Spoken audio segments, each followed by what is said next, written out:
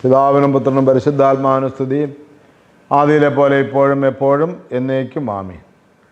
പ്രിയമുള്ളവരെ, നമ്മൾ കഴിഞ്ഞ എപ്പിസോഡിൽ അനന്യാസും സഫീറ എന്ന് പറയുന്ന ഒരു ദമ്പതികളെക്കുറിച്ച് ചിന്തിക്കുകയായിരുന്നതിൽ അനന്യാസിനെ കുറിച്ചാണ് നമ്മൾ ചിന്തിച്ചത്. അനന്യാസ് തൻ്റെ ഭാര്യ സഫീറയുമൊത്ത് തങ്ങളുടെ പറമ്പ് വിറ്റ് വിലയുടെ ഒരംശം സൂക്ഷിക്കുകയും ബാക്കിയെല്ലാം അപ്പോസ്തലൻ്റെ കാൽക്കൽ കൊടുക്കുകയും ചെയ്തു. അപ്പോൾ അപ്പോസ്തലൻ ചോദിച്ച ചോദ്യമാണ് നമ്മൾ കഴിഞ്ഞ ദിവസം ധ്യാനിച്ചത്. പറമ്പിൻ്റെ വിലയുടെ ഒരംശം മാറ്റിവെക്കുവാനും പരിശുദ്ധാത്മാവിനെ വഞ്ചിക്കുവാനും നിൻ്റെ ഹൃദയത്തെ സാത്താൻ പ്രേരിപ്പിച്ചത് എന്തുകൊണ്ടാണ് എന്നാണ് ചോദ്യമാണ്. അപ്പോൾ നമ്മുടെ ജീവിതത്തിൽ സാത്താൻ്റെ ഭരണം ഒത്തിരി ഉണ്ടെന്ന് നമുക്കറിയാം. അത് ഇല്ലായ്മ ചെയ്യാൻ വേണ്ടി നമുക്ക് പ്രാർത്ഥിച്ചുകൊണ്ടിരിക്കാം. ഇന്നത്തെ ശുശ്രൂഷയ്ക്കായി നമ്മളെ സമർപ്പിച്ച പ്രാർത്ഥിക്കാൻ, തലകളെ വണങ്ങാം. നിത്യനും വാഴ്ത്തപ്പെട്ടവനുമായി സ്വർഗീയ പിതാവേ, ഈ നല്ല സമയത്തിനായി നന്ദിയോടെ സ്തുതിക്കുന്നു, സ്തോത്രം ചെയ്യുന്നു. കഴിഞ്ഞ ദിവസങ്ങളിൽ ഞങ്ങൾ കേട്ട തിരുവചനത്തിൻ്റെ അടിസ്ഥാനത്തിൽ കൂട്ടായ്മ രൂപപ്പെടുത്തുക എന്നുള്ളത് പരിശുദ്ധാത്മാവിൻ്റെ സന്നിധിയിലാണ്. പരിശുദ്ധാത്മാവാണ് ഞങ്ങളെ നയിക്കുന്നത്. യേശുക്രിസ്തുവിൻ്റെ വചനമനുസരിച്ചാണ്, പിതാവാം ദൈവത്തിൻ്റെ ഇഷ്ടമനുസരിച്ചാണ് കൂട്ടായ്മകൾ രൂപീകരിക്കപ്പെടുന്നത്. ഞങ്ങൾ ഇതിനോടകം ധ്യാനിച്ചു കഴിഞ്ഞു. കർത്താവെ, നന്ദിയോടെ നിന്നെ സ്തുതിക്കുന്നു, സ്തോത്രം ചെയ്യുന്നു. ഒപ്പം തന്നെ നാഥ, ഈ തിരുവചനങ്ങൾ ഇനി ഞങ്ങൾ കേൾക്കുമ്പോൾ ഞങ്ങളെ ഒത്തിരി ആത്മീയമായി ഉയരുവാൻ തക്കവണ്ണം, ആത്മീയമായി വളരുവാൻ തക്കവണ്ണം ഇന്നത്തെ ശുശ്രൂഷ ക്രമീകരിക്കണമെന്ന് പ്രാർത്ഥിക്കുന്നു. സകലവും ഞങ്ങൾക്കായി കാൽവറിയിൽ ജീവൻ വെച്ച് ഞങ്ങൾ രക്ഷിച്ചു കൊണ്ടെടുത്ത യേശുക്രിസ്തുവിൻ്റെ പരിശുദ്ധ നമ്മൾ ചോദിക്കുന്നു. പരിശുദ്ധ അമ്മയുടെയും സകല വിശുദ്ധന്മാരുടെ ശുദ്ധിമതികളുടെയും മധ്യസ്ഥതയും കാവലും കൂട്ടും കോട്ടയും ഞങ്ങൾക്കുണ്ടായിരിക്കട്ടെ. യേശുവിൻ്റെ പരിശുദ്ധ നാമത്തിൽ തന്നെ ആമീൻ. ഹല്ലേലൂയ. പ്രിയമുള്ളവരെ, നമ്മൾ വായിച്ചു പോന്ന തിരുവചന ഭാഗം അപ്പോസ്തല പ്രവർത്തനം 5-ാം അധ്യായം 1 മുതൽ തിരുവചനങ്ങളാണ്. പ്രിയമുള്ളവരെ, അതിൻ്റെ 7-ാമത്തെ വാക്യം നമ്മൾ വായിക്കുമ്പോൾ ഏകദേശം 3 മണിക്കൂർ കഴിഞ്ഞ് അവൻ്റെ ഭാര്യയും വന്നു. നടന്നതൊന്നും അവൾ അറിഞ്ഞിരുന്നില്ല. പത്രോസ് അവളോട് ചോദിച്ചു, ഈ തുകയ്ക്ക് തന്നെയാണോ നിങ്ങൾ പറമ്പ് വിറ്റത് എന്ന് എന്നോട് പറയുക. അവൾ പറഞ്ഞു, അതെ, ഈ തുകയ്ക്ക് തന്നെ. അപ്പോൾ പത്രോസ് പറഞ്ഞു, കർത്താവിൻ്റെ ആത്മാവിനെ പരീക്ഷിക്കാൻ നിങ്ങൾ ഒത്തുചേർന്നതെന്ത്? ഇതാ, നിൻ്റെ ഭർത്താവിനെ സംസ്കരിച്ചവരുടെ കാലൊച്ചാം വാതിലിന് പുറത്ത് കേൾക്കാം. അവർ നിന്നെയും കൊണ്ടുപോകും. തൽക്ഷണം അവൾ അവൻ്റെ കാൽക്കൽ മരിച്ചു വീണു. ചെറുപ്പക്കാർ അകത്ത് പ്രവേശിച്ചപ്പോൾ അവൾ മരിച്ചു കിടക്കുന്നത് കണ്ടു. അവർ അവളെ എടുത്തുകൊണ്ടുപോയി ഭർത്താവിന് സമീപം സംസ്കരിച്ചു. ദൈവത്തിൻ്റെ സ്തുതി. ദൈവത്തിൻ്റെ അതിപരിശുദ്ധ നാമം മഹത്വപ്പെടുമാറാകട്ടെ. പ്രിയമുള്ളവരെ, ഇവിടെ ഈ ഭാര്യയ്ക്ക് സംഭവിച്ചതും ഭർത്താവിന് സംഭവിച്ചതും ഒരേ അനുഭവമാണ്. ഭർത്താവ് കൂട്ടായ്മയിലേക്ക് നേരത്തെ പോന്നു, ഭാര്യ വൈകി വന്നു. ഭർത്താവ് മരിച്ചത് കാര്യം ഭാര്യയ്ക്ക് അറിവില്ല. പത്രോസ് പറയുകയാണ്, നിൻ്റെ ഭർത്താവിനെ സംസ്കരിച്ചവരുടെ കാലൊച്ച വാതിലിന് പുറത്തുണ്ട് എന്ന്. വാതിലിന് പുറത്ത് കേൾക്കാമെന്ന് പറയുകയാണ്. എന്താണ് കാരണം? ഈ ഭാര്യയുടെ ഒത്താശയോട് കൂടിയാണ്, ഈ ഭാര്യയുടെ അറിവോട് കൂടിയാണ് ഈ സ്ഥലത്തിൻ്റെ വില ഒരു ഭാഗം മാറ്റിവെക്കുന്നത്. അപ്പോൾ അവൾ വിചാരിച്ച് കാണും, ഭർത്താവിന് സ്വീകാര്യത കിട്ടി, ഭർത്താവ് കൂട്ടായ്മയിൽ പ്രവേശിച്ചു. ഭർത്താവ് കൂട്ടായ്മയിൽ വചനം കേട്ടുകൊണ്ടിരിക്കുകയോ അല്ലെങ്കിൽ പ്രാർത്ഥിക്കുകയോ ഒക്കെ ചെയ്യുമായിരിക്കാം. ഇന്ന് തങ്ങളെ നന്നായി പ്രോത്സാഹിപ്പിക്കുകയും നന്നായി പുകഴ്ത്തുകയും നല്ല വാക്കൊക്കെ പറയുകയും ചെയ്യുന്ന അവർ വിചാരിച്ചു. ഇന്നത്തെ കാലത്താണെങ്കിൽ അങ്ങനെ വിചാരിക്കും. ഇന്നത്തെ കാലത്ത് അങ്ങനെ നല്ലൊരു പൈസ നമ്മൾ ദൈവവേലയ്ക്കായിട്ടോ അല്ലെങ്കിൽ മറ്റേതെങ്കിലും വിധത്തിലുള്ള ചാരിറ്റിക്ക് കൊടുക്കുമ്പോൾ സമൂഹത്തിന് ഒരു നല്ല ദർശനമാണെന്ന് പറഞ്ഞുകൊണ്ട്, അത് അനേകർക്ക് മാതൃകയാണ്, അനേകർ നന്മ ചെയ്യാൻ ആഗ്രഹിക്കുമെന്ന് പറഞ്ഞുകൊണ്ട് തന്നെ ഈ ഇതിന് നടത്തിപ്പുകാരൊക്കെ അവരുടെ പേരുകളൊക്കെ വിളിച്ചു പറയുകയും ഇത്ര തന്നു എന്നൊക്കെ കൃത്യമായി പറയുകയും ചെയ്യും. ഹല്ലേലൂയ. അതുകൊണ്ട് പ്രിയമുള്ളവർ, അങ്ങനെ ഒരു ആലോചനയിലാണോ സഫീറ കടന്നു വന്നതെന്ന് അറിയില്ല. എങ്കിലും അവളെ സംബന്ധിച്ചിടത്തോളം അവളുടെ ഭർത്താവ് മരിച്ചു പോയ കാര്യം അവൾക്ക് അറിയില്ല. മറിച്ച് അവൾ ഭർത്താവ് കൂടെ ഉണ്ടെന്നുള്ള വിചാരത്തിലാണ് കൂട്ടായ്മയിലേക്ക് പ്രവേശിക്കുന്നത്. കർത്താവിൻ്റെ കൂട്ടായ്മയിലേക്ക് സഫീറ പ്രവേശിക്കുമ്പോൾ പത്രോസ് വീണ്ടും അനന്യാസിനോട് ചോദിച്ചതുപോലെ ഒരു ചോദ്യം, സഫീറായെ, ഇത്രയ്ക്ക് തന്നെയാണോ ഭൂമി വിറ്റത്? എന്നോട് പറയുക എന്ന് പറഞ്ഞു. അവൾ പറഞ്ഞു, അതെ, ഈ തോയ്ക്ക് തന്നെ എന്ന് പറഞ്ഞു. കാരണം രണ്ടുപേരും രണ്ടഭിപ്രായം പറയാൻ പാടില്ലല്ലോ. രണ്ടുപേരും ഒരേ അഭിപ്രായം പറയണമെന്നാണല്ലോ പറഞ്ഞു പോകുന്നത്. അപ്പം അതിനകത്ത് തന്നെ അവരൊരുമിച്ച് കൂടുമ്പോൾ തന്നെയും അവരൊരുമിച്ച് തന്നെ ഒരു ചിന്ത വച്ചിട്ടുണ്ട്. അറിഞ്ഞാണോ അറിയാതെയാണോ, ഇത് മുഴുവൻ കൊണ്ടുവന്ന് അപ്പോസ്തലന്മാരെ ഏൽപ്പിച്ചാൽ അതെങ്ങനെ ശരിയാകും, നമുക്ക് വിശ്വസിക്കാൻ പറ്റിയതാണോ എന്നൊരു ചിന്ത അവർക്കുണ്ട്. അപ്പോൾ അവർക്ക് പ്രിയമുള്ളവരെ, കൂട്ടായ്മയിൽ കാരണം, പക്ഷെ കൂട്ടായ്മയെ വിശ്വസിക്കാൻ പറ്റില്ല. കൂട്ടായ്മയെ വിശ്വസിക്കാൻ പറ്റില്ല എന്ന് പറഞ്ഞാൽ കൂട്ടായ്മയെ നയിക്കുന്ന പരിശുദ്ധാത്മാവിനെ അവർക്ക് വിശ്വാസം വരുന്നില്ല. മറിച്ച് മനുഷ്യരെയാണ് അവർ ചിന്തിക്കുന്നത്. മനുഷ്യർ ഇപ്പോൾ ഏത് കാലത്തും മനുഷ്യനെ പറ്റിക്കുന്നവരുണ്ടല്ലോ, മനുഷ്യരെ ചതിക്കുന്നവരുണ്ട്. പക്ഷെ പരിശുദ്ധാത്മാവിനോടാണ് അവർ കള്ളം പറയുന്നതെന്ന് അവർക്കറിയില്ല. പത്രോസ് പറയുകയാണ്, നിങ്ങൾ കള്ളം പറഞ്ഞത് പരിശുദ്ധാത്മാവിനോടാണ്. ദൈവത്തിൻ്റെ ആത്മാവിനെ പരീക്ഷിക്കാൻ നിങ്ങൾ ഒത്തുചേർന്നത് എന്തെന്നാണ് ചോദിച്ചത്. ഒത്തുചേർന്നത് എന്ത്? അപ്പോൾ പിന്നെ എന്തിനാണ് പ്രിയമുള്ളവർ ഇവർ ഭാര്യയും ഭർത്താവും കൂടി ഈ കൂട്ടായ്മയിൽ ചേരുന്നത്? ഈ കൂട്ടായ്മ ആരംഭിക്കുന്നിടത്ത് എത്രയോ ആളുകൾ വേറെ രീതിയിൽ ജീവിക്കുന്നു. പ്രിയമുള്ളവർ, ഈ കൂട്ടായ്മയുടെ പ്രത്യേകതയാണ് സ്വസ്ഥത, സമാധാനം, ശാന്തി, എല്ലാവരെയും തുല്യരായി കാണുന്ന അനുഭവം, എല്ലാവരും ഒരുപോലെയാണെന്നുള്ള ബോധ്യം, ആരും ആരേക്കാൾ വലുതോ ആരും ആരേക്കാൾ ചെറുതോ എന്നല്ല. എന്ന് പറഞ്ഞാൽ നീതിയും സമഭാവനയും പുലർത്തുന്ന ഒരു ദൈവരാജ്യത്തിൻ്റെ പ്രവൃത്തി. നമ്മൾ ഈ റോമാലേഖനം 14-ാം അധ്യായത്തിൻ്റെ 17-ാമത്തെ വാക്യം നമ്മൾ വായിക്കുമ്പോൾ ദൈവരാജ്യത്തെക്കുറിച്ച് അങ്ങനെ പറയുന്നു.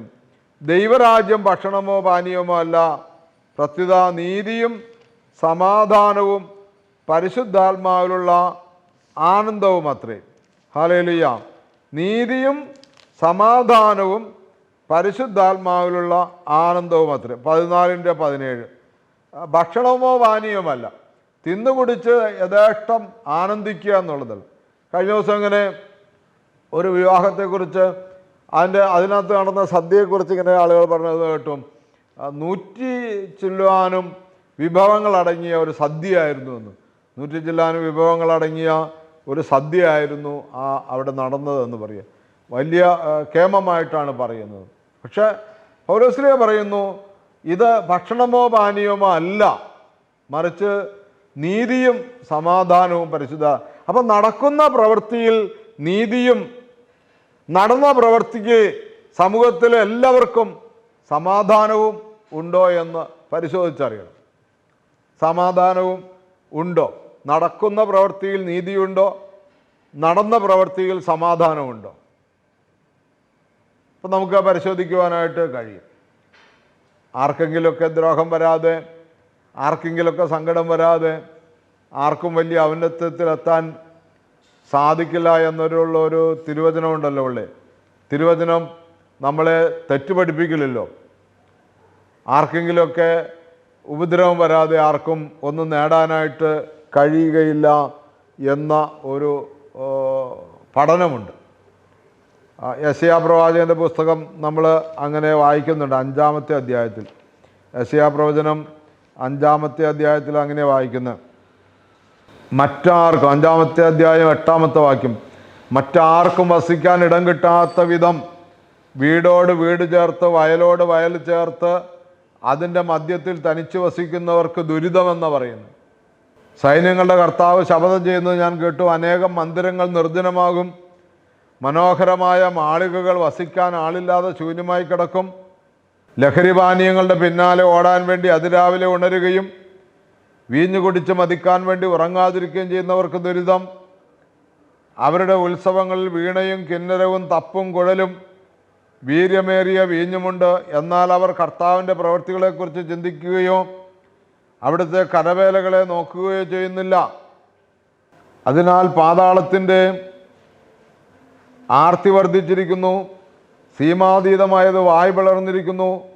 ജെറുസലേമിലെ കുലീനരും സാധാരണരും അവിടുത്തെ വലിയ ആൾക്കൂട്ടവും അവളിൽ അഭിമാനം കൊള്ളുന്നവരും അതിൽ പതിക്കുന്നു. മനുഷ്യന് തലകുനിക്കാനിടവന്നു, മർത്യൻ അവമാനിതരായി, അഹങ്കാരികൾ ലജ്ജിതരായി. സൈന്യങ്ങളുടെ കർത്താവ് നീതിയിൽ ഉയർന്നു നിൽക്കുന്നു. പരിശുദ്ധനായ ദൈവം നീതിനിഷ്ഠയിലൂടെ തൻ്റെ പരിശുദ്ധി വെളിപ്പെടുത്തുന്നു. മറ്റാർക്കും വസിക്കാനിടം കിട്ടാതെ വണ്ണം വീടോട് വീട് ചേർത്ത് വയലോട് വയൽ ചേർത്ത് അതിൻ്റെ മധ്യത്തിൽ തനിച്ചു വസിക്കുന്നവർക്ക് അയ്യോ ദുരിതമെന്നാണ് പറയുന്നത്.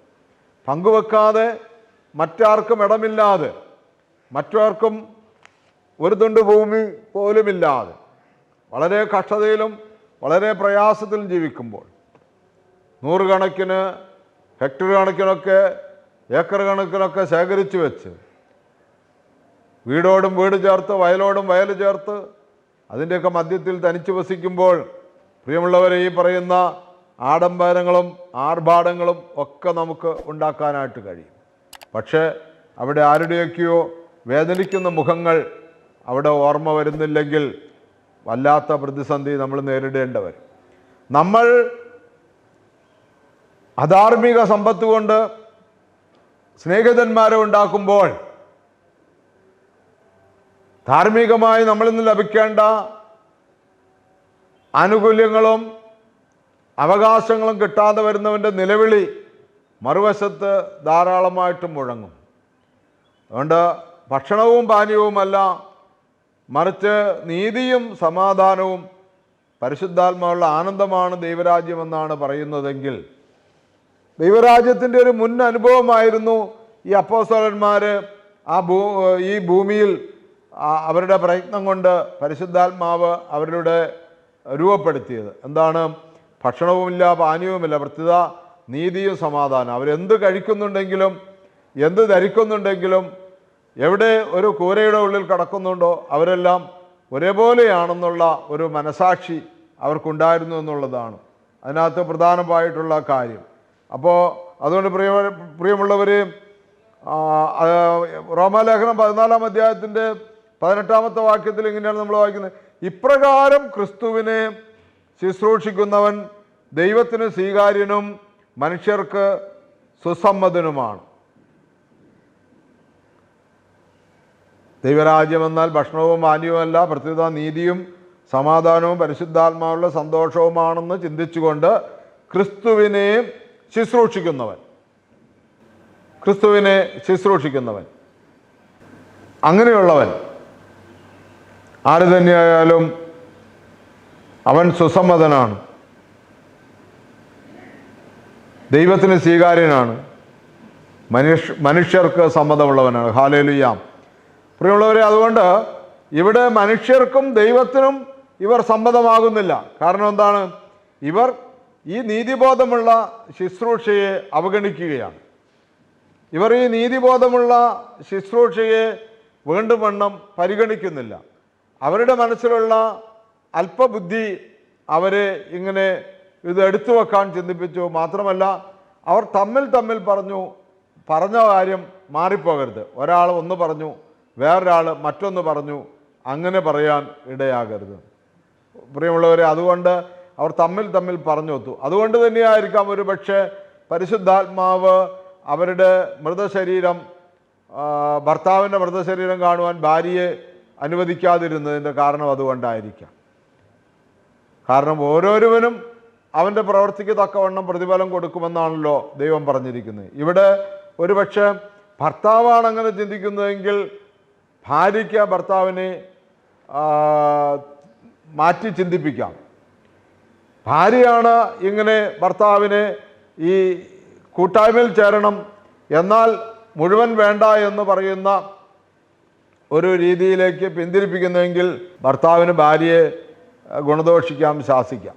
പ്രിയമുള്ളവരെ, അതുകൊണ്ട് നമ്മൾ കൃത്യമായി മനസ്സിലാക്കി പോകേണ്ട ഒരു കാര്യം, പലരും പറയുന്ന ഒരു കാര്യമാണ്, വലിയ ഭക്തിയൊന്നും വേണ്ട, പാകത്തിന് മതി, അത്യാവശ്യം പള്ളിയിൽ പോവുക, വഴിപാട് കഴിക്കുക, നേർച്ച കാഴ്ചകൾ കഴിക്കുക, അവനവൻ്റെ സന്തോഷത്തിനും സുഖത്തിനൊക്കെ വേണ്ടി ജീവിക്കുക എന്നാണ് പലരുടെയും ഒരു കണ്ടുപിടുത്തം. അങ്ങനെ കണ്ടുപിടിക്കുന്നവർക്ക് പ്രിയമുള്ളവരെ സത്യമായും കൂട്ടായ്മയില്ല എന്നുള്ളതാണ് ഈ തിരുവചനം നമ്മളെ പഠിപ്പിക്കുന്നത്. എങ്ങനെ കൂട്ടായ്മയില്ല? അവർക്ക് ഈ ദൈവവുമായിട്ടുള്ള കൂട്ടായ്മയെ ചേർത്ത് നിർത്തുന്നത്, മനുഷ്യനും ദൈവവുമായിട്ടുള്ള കൂട്ടായ്മയുടെ ആ ഉറപ്പ് വരുത്തുന്നത്, പങ്കാളിത്തം വരുത്തുന്നത് പുത്രനായ യേശുക്രിസ്തുവും പരിശുദ്ധാത്മാവുമായ ദൈവവുമാണ്. അതുകൊണ്ട് പ്രിയമുള്ളവരെ, പുത്രനും പരിശുദ്ധാത്മാവും നമ്മളിൽ കൂടുന്നില്ലെങ്കിൽ നമ്മളെ നയിക്കുന്നില്ലെങ്കിൽ നമ്മൾക്ക് ദൈവവുമായിട്ട് കൂട്ടായ്മയില്ല. അതുകൊണ്ട് നമ്മൾ എത്ര കൊടുത്തു എന്നുള്ളതല്ല, ഈ നീതിക്ക് വേണ്ടിയാണോ ഇതെല്ലാം ചെയ്യുന്നത്. അതുകൊണ്ട് ഭാര്യ ഭർത്താക്കന്മാർ ഒന്നിച്ചാണ് ദൈവസന്നിധിയിൽ നിൽക്കുന്നത്, ഒന്നിച്ചാണ് കണക്ക് കൊടുക്കുന്നതൊക്കെ സാധാരണ ഇങ്ങനെയൊക്കെ പറയുമെങ്കിലും അതല്ല. ഒറ്റയ്ക്ക് ചോദിക്കും. അവനവൻ്റെ ജീവിതത്തിലെ നീതിയും അവനവൻ്റെ ജീവിതത്തിലുണ്ടാകേണ്ട കൃപകളും അവനവൻ്റെ ജീവിതത്തിലുണ്ടാകുന്ന വിശ്വാസവും പ്രത്യാശവും സ്നേഹമൊക്കെ വ്യക്തിപരമായി അവരവർ സൂക്ഷിക്കണം.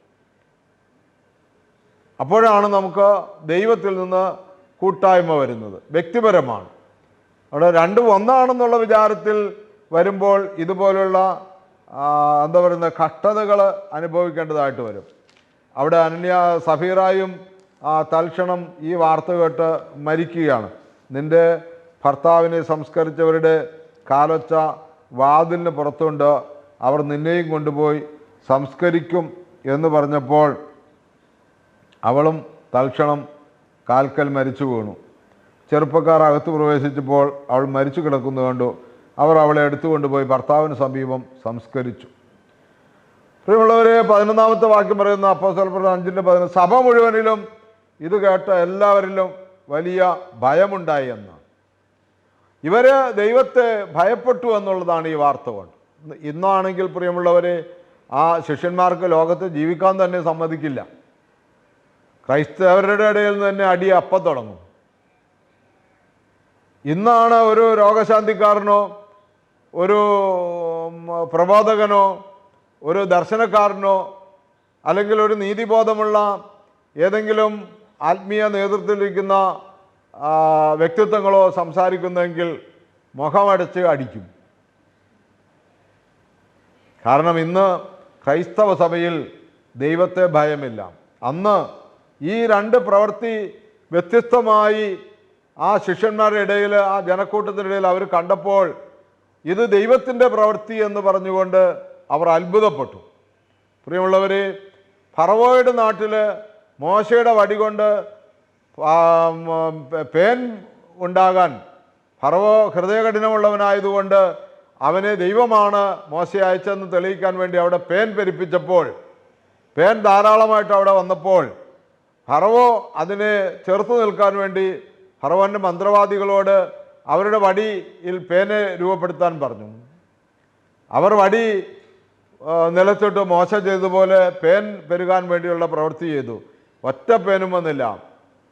അപ്പോൾ മന്ത്രവാദികൾ പറഞ്ഞത് ഇങ്ങനെയാണ്, ഇത് ദൈവത്തിൻ്റെ കരമാണ് എന്നാണ്. മന്ത്രവാദികൾ പറഞ്ഞു ഇത് ദൈവത്തിൻ്റെ കരമാണ്. മന്ത്രവാദികൾ ഭയപ്പെട്ടു പോയി. മോശയുടെ വടി ദൈവത്തിൻ്റെ കരമാണ്, ദൈവത്തിൻ്റെ വടിയാണെന്ന് അവർ ഏറ്റു പറയുകയാണ്. ഇതുപോലെ പ്രിയമുള്ളവർ, അപ്പോഴും ഫറവോ കഠിനഹൃദയനായി. ഇതുപോലെ ഇവിടെ ഈ വിശ്വാസികളുടെ സമൂഹം ഈ പ്രവൃത്തി, ഇവർ രണ്ടുപേരും മരണപ്പെട്ടത് അപ്പോസ്തലന്മാരുടെ കുറവ് കൊണ്ടല്ല, അപ്പോസ്തലന്മാരുടെ പോരായ്മ കൊണ്ടല്ല, മറിച്ച് ഇത് ദൈവത്തിൻ്റെ പ്രവൃത്തിയാണെന്ന് വ്യക്തമായി അവർക്ക് മനസ്സിലാകുകയും അവരുടെ കൂട്ടായ്മയിൽ ഇനി ദൈവത്തിൻ്റെ പ്രവൃത്തിയെ മറന്നുകൊണ്ട്, ദൈവത്തിൻ്റെ പ്രവൃത്തിയെ വെല്ലുവിളിച്ചുകൊണ്ട് സാത്താൻ്റെ ഉപദേശം കേട്ട് പ്രവർത്തിക്കുന്ന ഒരു പ്രവൃത്തിയില്ല എന്നവർ തീരുമാനിച്ചു. അവരെല്ലാവരും വലിയ ഭയത്തിലായി. ആ ഭയം ഉണ്ടായത് വഴി അപ്പോസ്തലന്മാരുടെ കരങ്ങൾ വഴി ധാരാളം അടയാളങ്ങളും അത്ഭുതങ്ങളും സംഭവിച്ചുകൊണ്ടിരുന്നു. അപ്പോൾ പ്രിയമുള്ളവരെ, ചുരുക്കട്ടെ, എന്തുകൊണ്ടാണ് അനന്യാസും സഫീറായും കൂട്ടായ്മയിൽ അകന്നു പോയത്? കൂട്ടായ്മയെ രൂപപ്പെടുത്തിയ പരിശുദ്ധാത്മാവിനോട് അവർ വഞ്ചന ചെയ്തു. അപ്പോൾ മനുഷ്യർ തമ്മിലുള്ള കൂട്ടായ്മയാണെങ്കിലും, ഭാര്യ ഭർത്താക്കന്മാർ തമ്മിലുള്ള കൂട്ടായ്മയാണെങ്കിലും, സഹോദരങ്ങൾ തമ്മിലുള്ള കൂട്ടായ്മയാണെങ്കിലും, രാജാവും പ്രജകളും തമ്മിലുള്ള കൂട്ടായ്മ, ഏത് കൂട്ടായ്മയെയും സത്യമായി നയിക്കുന്നത്, സത്യസന്ധമായി ധർമ്മനിഷ്ഠയോടെ നയിക്കുന്നത് പരിശുദ്ധാത്മാവായിരിക്കണം. പരിശുദ്ധാത്മാവിന് വിട്ടുകൊടുക്കണം. നമുക്ക് പ്രാർത്ഥിക്കാം. നമ്മുടെ കൂട്ടായ്മകളെല്ലാം കുടുംബ കൂട്ടായ്മയാകാം, സഭാ കൂട്ടായ്മയാകാം, കൂട്ടുകാരന്മാരത്തുള്ള കൂട്ടായ്മയാകാം, ഏത് കൂട്ടായ്മയും പരിശുദ്ധാത്മാവിനെ നയിക്കുവാനായിട്ട് സമർപ്പിച്ചിട്ടുണ്ടോ? പരിശുദ്ധാത്മാവിൻ്റെ ഹിതപ്രകാരം പ്രവർത്തിക്കാൻ ആഗ്രഹിക്കുന്നുണ്ടോ? ഒരു നിമിഷം പ്രിയമുള്ളവരെ, കണ്ണുകളടച്ചൊന്ന് ആലോചിക്കുക. എൻ്റെ ഭാര്യ, എൻ്റെ ഭർത്താവ്, എൻ്റെ മക്കൾ, എൻ്റെ മാതാപിതാക്കന്മാർ, ഞാൻ അടങ്ങുന്ന ഒരു കൊച്ചു കുടുംബം, ഒരു കൂട്ടായ്മ, അത് സഭയോടും വിശുദ്ധന്മാരോടും ചേർന്നാണ് നിൽക്കുന്നത്, രാജ്യത്തോടും രാജ്യത്തിൻ്റെ നിയമങ്ങളോടും ചേർന്നാണ് നിൽക്കുന്നത്. എനിക്ക് കൂട്ടായ്മ ഉണ്ടെന്ന് പറയുകയും ഞാൻ എൻ്റെ ഇഷ്ടത്തിന് ജീവിക്കുകയും ചെയ്യുകയാണോ എങ്കിൽ തോറ്റുപോയി. അനന്യാസിൻ്റെയും സഫീറായുടെയും അനുഭവം അന്ന് ശിഷ്യന്മാരുടെ ഇടയിൽ ഭയങ്കര അത്ഭുതമുളവാക്കിയെങ്കിൽ, പ്രിയമുള്ളവരെ, ധനവാന്റെ ഉപമയിൽ യേശു പറയുന്നു, ധനവാൻ നരകത്തിൽ കടന്നുകൊണ്ട് ഭയന്ന രീതിയിൽ അവൻ വിറങ്ങലിച്ചു.